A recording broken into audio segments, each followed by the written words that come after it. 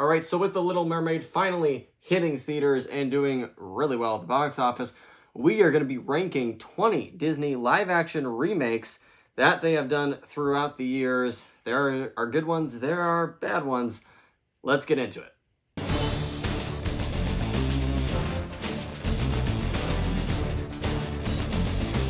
What's going on, everybody? Hope you guys are doing well. My name is Tyson, and we are here to talk about movies. That is right, we do movie reviews, movie trailer reactions, movie rankings, and cover any major entertainment news here on the channel. So please, if you like all that, stick around, subscribe, so you will not miss our content on that. But like I said, we are here today to rank all 20 of these Disney live-action remakes. They're a mixed bag. But let's just get right into my list here. My opinions, my list. It's not the right list. It's just my list. That being said, let me know yours down below. I would love to hear your guys' thoughts on all of these films. And do you think Disney should keep making more of these, or do you think they should just stop? Which I don't think they're going to do. But if they're done right, they're done pretty well. And there is a good couple of examples of that in here. So let's dive right in. Coming in at number 20, we have Pinocchio.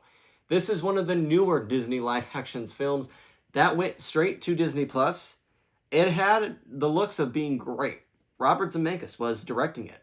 Tom Hanks was going to be Geppetto. I love Tom Hanks. I think he is an incredible actor, one of my favorites.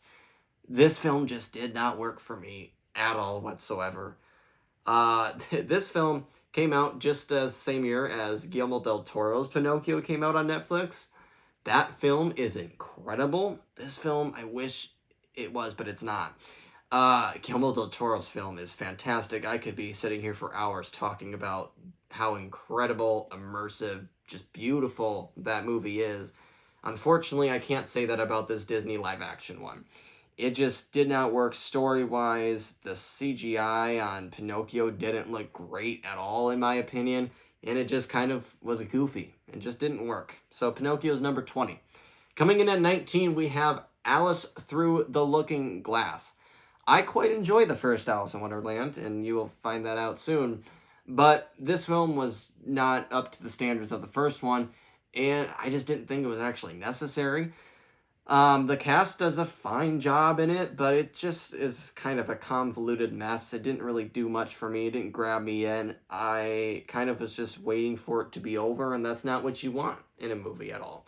So it just didn't pull the strings, and it just didn't work for me. So that's why it comes in at number 19. Coming in at number 18, we have 102 Dalmatians. Now, the first one I like quite a bit. Glenn Close is amazing as Cruella de Vil.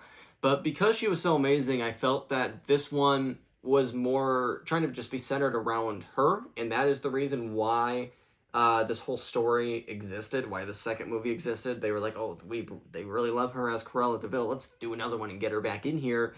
But that kind of made the film worse. And it just didn't really work. I get what they were going for, but ultimately the final product just did not deliver on what they were trying to convey here. And it's a very forgettable movie. I mean, I haven't seen it in a while, but I don't remember much about it. And there's some of these on this list that I haven't seen in a while, but I do remember. So if it was a good enough film, I would just remember some of it. And I don't. So that's why it comes in at number 18. Coming in at number 17, we also have a Disney Plus release, and that is Lady and the Tramp. I was excited hearing about this film. I liked the animated classic quite a bit. So watching this film was hard because I just didn't live up to that at all.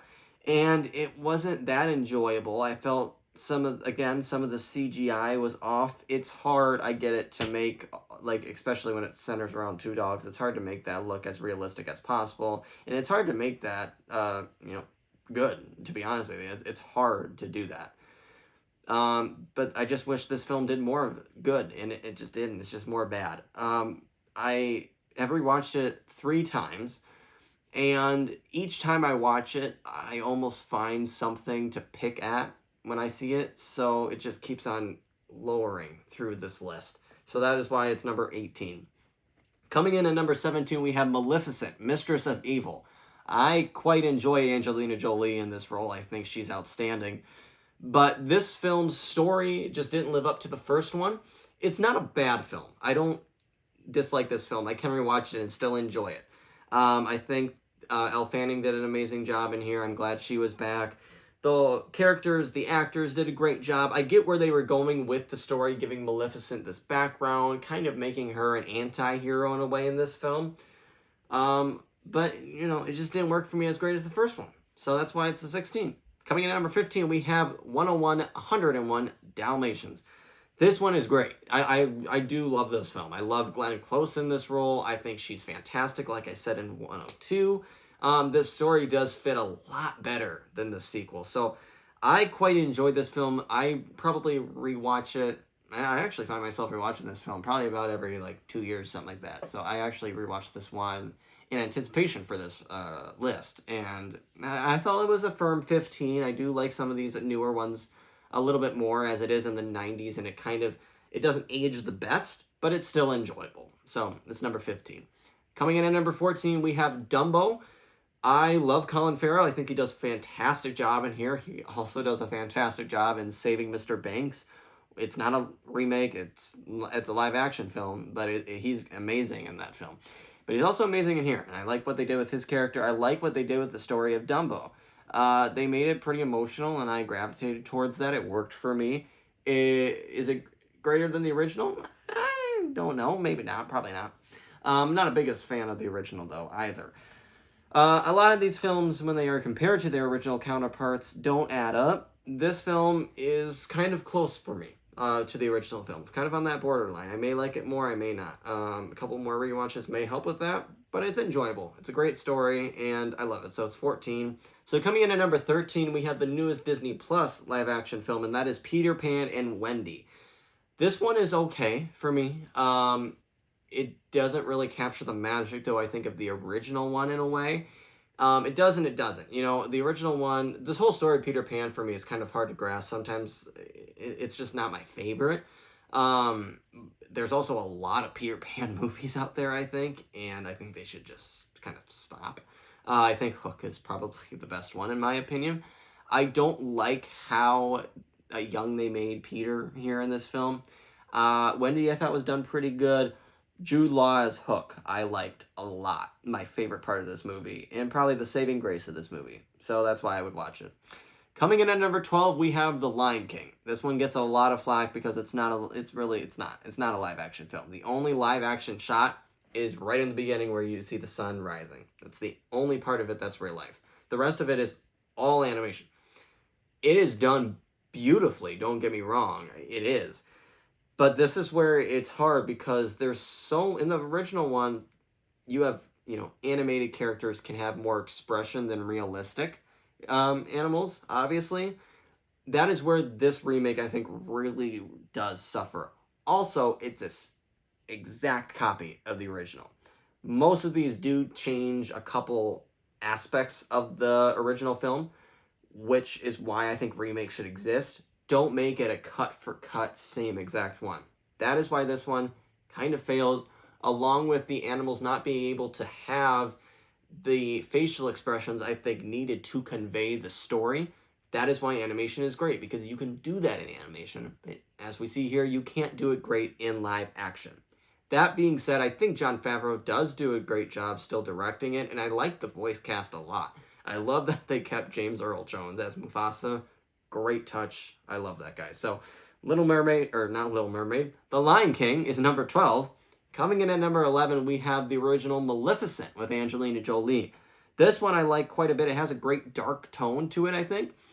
And that's great. Maleficent is one of the best villains I think Disney has.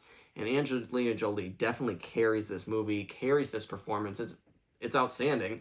She really embodies this character of Maleficent, and I feel like she is the exact one from the original animated movie. So I think it does a great job here, and that's the reason to watch it. Coming in at number 10, we do have the newest one. That is where I put The Little Mermaid. This film I did like. It was an enjoyable time in the theater. I have a review of it up on the channel if you want to check that out. Melissa McCarthy and Halle Bailey are the reasons to watch this movie. Fantastic, both of them. Poor Unfortunate Souls by Melissa McCarthy is great. it is great. She is meant to play this character. Like, she does a fantastic job singing, moving like Ursula. You feel like it's the Ursula from the animated one. She just does a beautiful job. And oh my gosh, Halle Bailey is fantastic. Her voice is outstanding. It's breathtaking. Her performance is great. She really embodies this character of Ariel. And it's great. Some of it, for example, I pointed out in my review, but the Under the Sea section of this movie does fall into the same category of The Lion King, where the expression, the emotion isn't really shown on characters where it can be in the original, so it does fall into that flaw. There is also a flaw of it being way too long. The original one's not near as long as this one. I think they added like 40 some minutes to this one, and you can definitely feel that weight. Some of the additions work with the building of the relationship between Eric and Ariel and Ursula and Triton, but the rest of it I think you could just cut out entirely, and that would save a lot. So I think it's too long. But Little Mermaid, it's enjoyable. It's number 10. Coming in at number 9, we have Pete's Dragon. This film is just on another level than all the other ones I mentioned, and the rest of the list is on this level as well. It is beautiful. It is a great story. You feel for these characters. It is a great retelling of this story. It's great, and I know a lot of people say that this is one of the best ones. The other ones on this list just I have a more emotional connection to, which is why they're higher, but this one is a fantastic film. I really do like Pete's Dragon. Coming in at number 8, we have Cinderella. Also, some helm this one as the best live-action remake. This one stars Lily James as the title character, and she does a fantastic job embodying one of the most famous princesses in the world, one of the most famous characters, I would say, in the world. It's great. I love how they changed some things from the original and how they kept some things the same but improved on. I think it did it beautifully. I love Fairy Godmother in here. Amazing. So Cinderella coming in at number 8. Coming in at number 7, we have Christopher Robin. I am a lover of Winnie the Pooh. My wife absolutely loves Winnie the Pooh. It's great to see this from Christopher Robin's perspective, see him come back into the 100 Acre Woods as a grown adult, and see how that can change this man. It's a fantastic retelling. I wasn't sure of it going in because I love Winnie the Pooh so much, but I walked out of it with a smile on my face. I definitely did enjoy this retelling. So Christopher Robin coming in at number 7. Coming in at number 6, we have The Jungle Book. This is where Jon Favreau first stepped in to direct the live-action films for Disney, and I think he did a fantastic job here. This one surpasses the original for me. It does. I'm not the biggest fan of the original one, so that's maybe why I like this one better.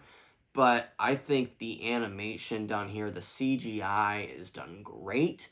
The actor who plays Mowgli really does embody this character and exceeds expectations. He exceeded my expectation. This film exceeded my expectation walking into it because it was one of the first ones that I saw that was a retelling. And it did a brilliant job for me, obviously, if I say it surpasses the original. So that is number 6. At number 5, we have Alice in Wonderland. I know this is probably way higher on my list than it is for many of you out there, but I love Tim Burton. I love his films.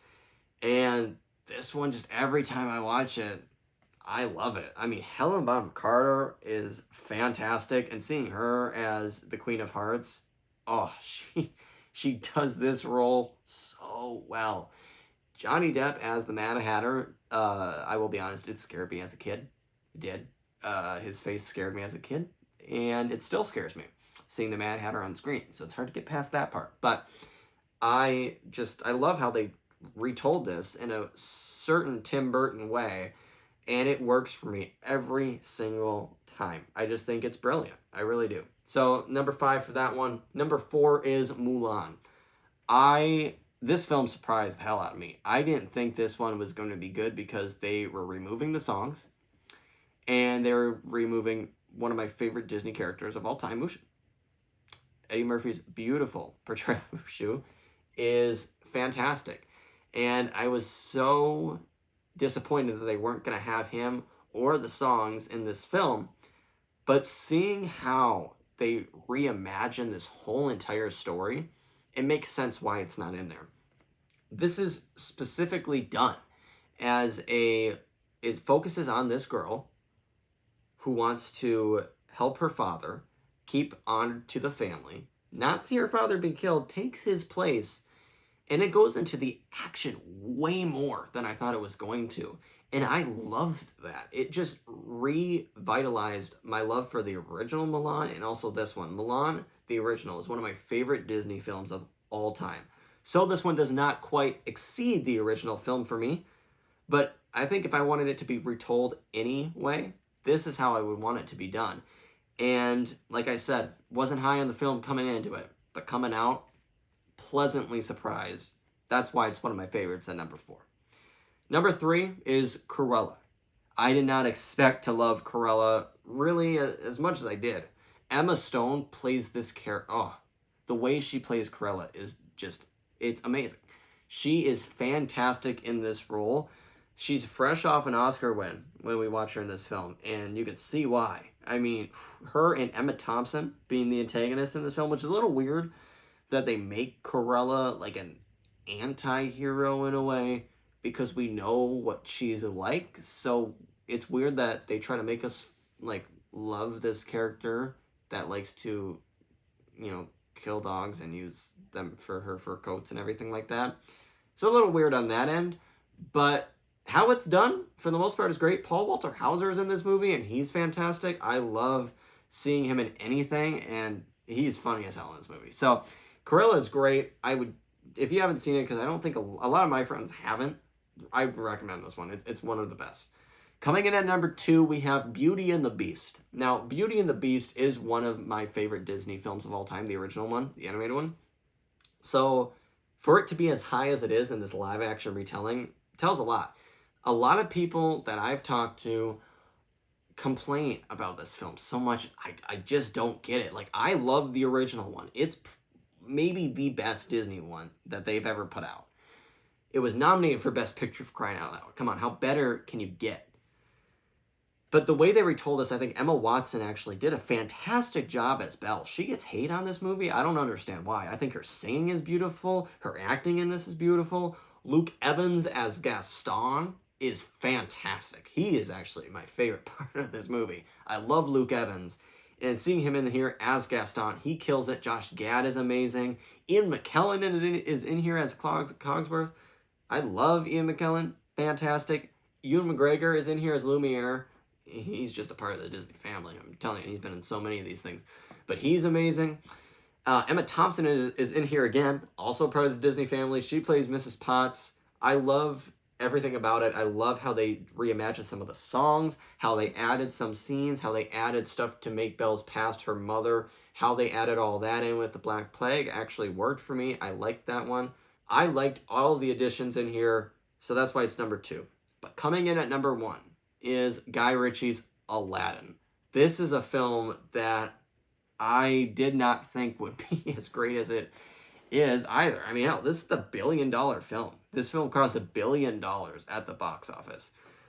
Will Smith is in here as the genie, and by far is the best part. I think Will Smith had a huge, incredible task, because you have the weight of Robin Williams in here as the genie, and you know nobody can pass Robin Williams as the genie. It's just not possible.